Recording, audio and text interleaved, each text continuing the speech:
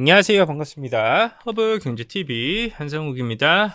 하나 인더스트리얼 솔루션즈 같이 한번 보도록 하겠습니다.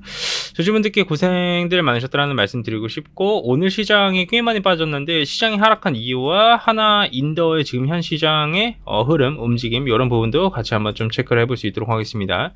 오늘 코스피가 마이너스 2% 하락, 코스닥이 마이너스 2.27% 하락했습니다. 좀 지랄맞게 빠집니다. 그쵸? 양시장이 이렇게 양매도 물량이 거의 7천억 가까이 나와줬고요. 선물 시장은 괜찮았고 달러 시장 이제 환율 시장은 나쁘지 않았어요. 근데 이게 오늘 왜 빠졌는지에 대한 그게 있어야 되거든요. 이해가 있어야 되는데 제 설명을 좀 드리도록 할게요. 오늘 조금 예상치 못한 일이 일어났습니다. 그게 뭐죠? 한은에서 금리 인하를 했습니다. 그러면 금리 인하를 하는 거는 기본적으로 돈을 푸는 거 아니야? 라는 개념을 가지실 수 있으시잖아요. 그렇죠? 아니, 돈을 풀면 증시는 올라가야 되는 거 아닌가? 사실 이런 생각을 가지시는 게 너무나도 자연스러운데, 여기서 이제 문제가 생긴 부분이 뭐냐면 한은에서는 금리 인하를 굉장히 신중하게 고려하고 있었었고, 이번에는 동결을 우리는 다 예상을 하고 있었어요. 기본적으로 금리 인하를 지금 현 상황에서 해버리게 되면 돈을 푸는 구조가 되는 거고, 대한민국 국민들이 가지고 있는 부채와 그 부채가 대부분이 부동산이죠. 이런 부동산 가격의 상승과 이런 부채 상승과 이런 부분으로 인해 가지고 금리를 지속적으로 동결에 대한 방향성이 굉장히 컸었어요. 하지만 이번에 상승을 한 게 이게 높은 어떻게 보면 대한민국 내수 시장이 너무나도 어렵다 보니까 성장률이 내려왔고, 내수 시장이 어렵고 성장률이 떨어지니 내수를 먼저 살려야 되고 성장률을 끌어올리는 게 최우선이다라는 키워드가 나와주다 버리니까 금리 인하를 해버리게 된 거예요. 그러면 자, 좋아요. 금리 인하를 한 것까지 좋은데 여기서 문제가 뭐냐면 금리 인하로 인해 가지고 원화 약세 압력이 점점 더 커져가고 있어요. 원화 약세 압력이 커진다는 뜻은 환율이 올라간다는 뜻인데, 환율이 올라가면 외국인 자금이 이탈이 될 수밖에 없어요. 외국인 자금이 이탈이 되면 증시는 자연스럽게 하락할 수밖에 없습니다.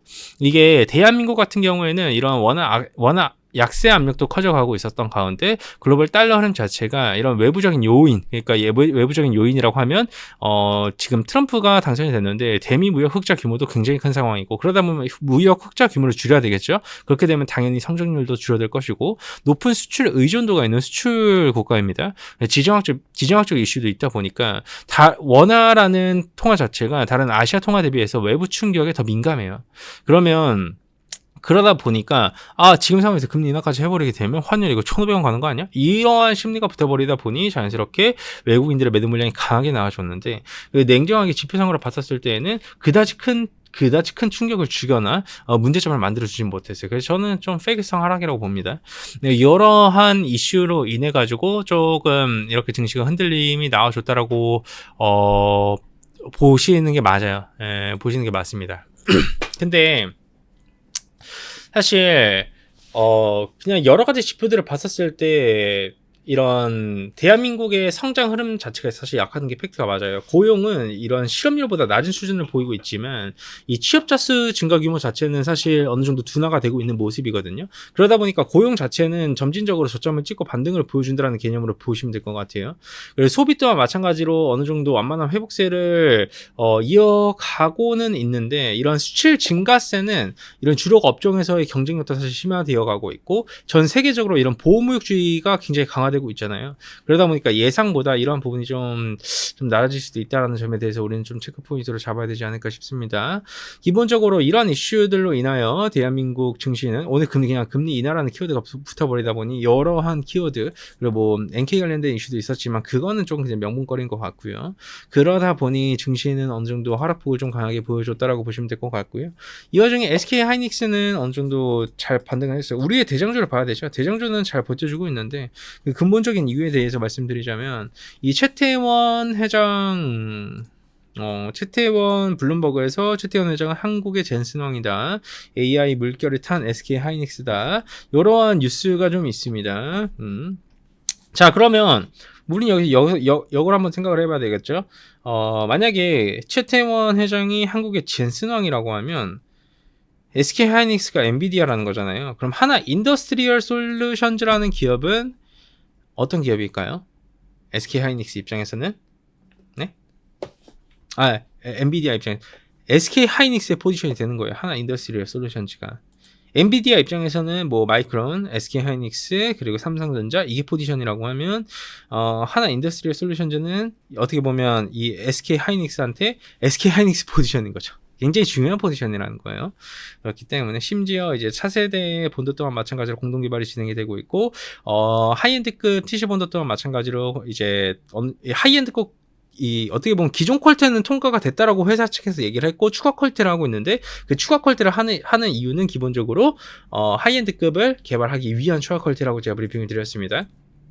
12단, 16단 이상의 확률이 굉장히 높은 상황이고 사실 하나 인도만 빠지는 게 아니라 관련 업종에 있는 한미 반도체 또한 마찬가지로 하락폭을 좀 오늘 강하게 보여줬다라고 보시면 될 것 같고 하나 인도 또한 마찬가지로 업종에 동조화되어 조정폭을 보여줬지만 제가 누누이 말씀드렸죠. 11월, 12월 안에 저는 저점을 다져준다라고 보고 퀄테 이슈 또한 마찬가지로 빠르면 12월 그리고 늦으면 이 내년 1분기 안에는 결과물이 다 나와서 이에 대한 프리미엄이 받아주기 시작한다라고 브리핑을 드렸습니다.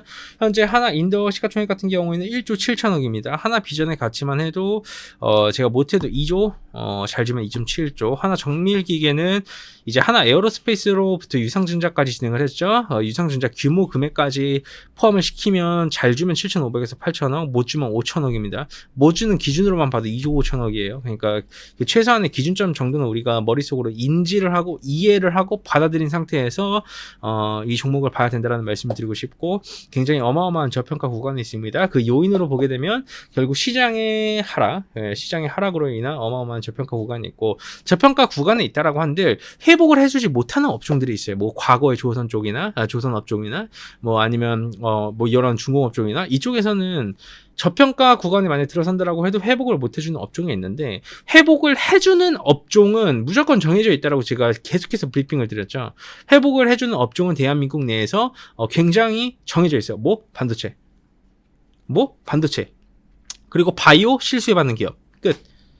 나머지는 어느 정도 등락폭을 보여줄 수 있고 과거의 전성기 정고점까지 다 뚫어줄 수 있느냐에 대해서는 어느 정도 회의론을 가지고 보는 게 맞는데 이 반도체와 바이오 두 개만큼은 거기 안에서 실수혜를 받는 기업군들 선정을 해서 그 기업들만큼은 증시 회복을 할 때 최우선 주자로 올라갑니다. 예. 그러한 개념을 몸으로 겪어봐야 돼요. 두들겨 맞아 봐야지 알아요, 이거는. 제가 아무리 말로 이렇게 설명을 해도 나중에 증시 반등 나와주면서 이렇게 업황 회복하면서 다시 반등을 보여주고 트럼프발 이슈가 얼마만큼 그냥 이 말이 안 되는 우려였는지에 대한 게 이게 눈으로 보여질 때 어마어마한 반등을 보여줄 수밖에 없어요. 과거에 트럼프 때도 반도체 망했다 이 소리밖에 없었어요. 근데 제일 많이 반등한 섹터 어디죠? 반도체입니다. 그러니까 결국 트럼프발 이슈로 인한 우려감으로 인해서 어느 정도 타격을 주고 빠지는 것 자체가 어떻게 보면 클라이맥스 구간으로 돌입이 됐다라는 거예요. 클라이맥스 구간으로 돌입이 됐고 언제 이제 저점을 잡아주냐의 싸움일 뿐인 겁니다. 그리고 이런 우려감, 보이지 않는 우려감인 것이죠. 이런 우려감이 막상 눈으로 보여질 때 그리고 그 우려감이 이거는 그냥 조금 과한 우려였네 라는 심리가 시장에서 딱 보여질 때 증시는 반도체를 필두로 반등을 보여줄 수밖에 없습니다. 코스피 특히 반도체 없이 올라갈 수 있냐고? 없습니다. 코스닥이요? 바이오 없이 올라갈 수 있냐고요? 없습니다. 정해져 있습니다. 결과는.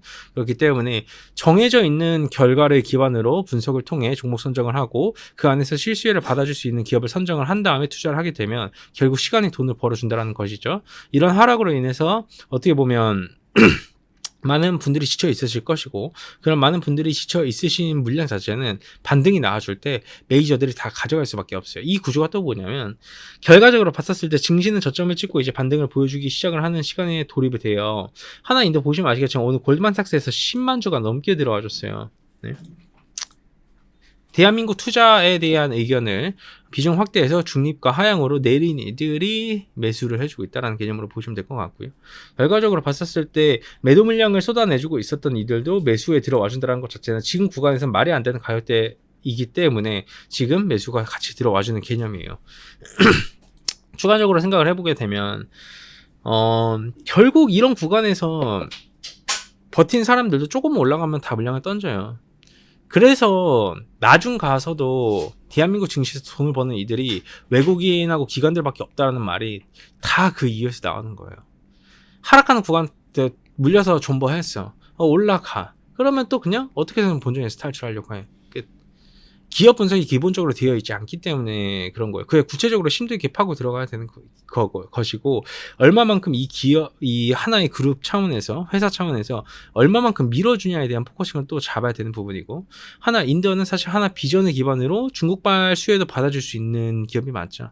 여러 가지 부분을 고려를 했었을 때 우리는 조금 그렇게 크게 걱정할 필요가 없다. 물론 종목이 빠지면 심리적으로 흔들릴 수밖에 없고요. 종목이 빠지면 뭐 시원하게 욕 한마디 하면 진짜 좀 지랄 맞을 수밖에 없긴 해요.